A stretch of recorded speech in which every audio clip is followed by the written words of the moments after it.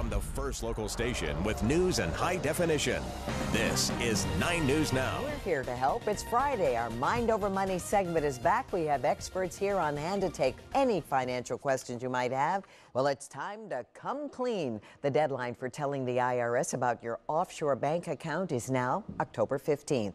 There are some dire warnings for those who don't comply. Let's talk about people who have some money and try to keep as much of it by putting it in offshore accounts. We say they have a deadline. They've got to come clean. Right. Well, basically what it is the IRS trying to enforce what is already an obligation of these taxpayers. The best way to put it in perspective is it's a fairness issue, it's a revenue issue.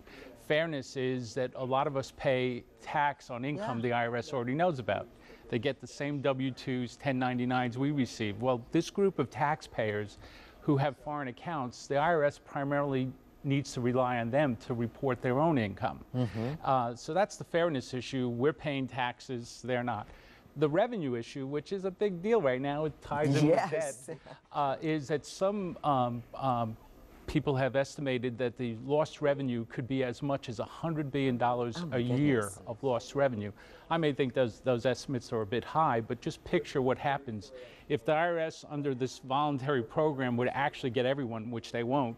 You're talking about several $100 billion of taxes, interest, and penalties for the past, but more important, these people would be in compliance for the future, which would be hundreds of billions of dollars. Unbelievable. So it's a very big issue.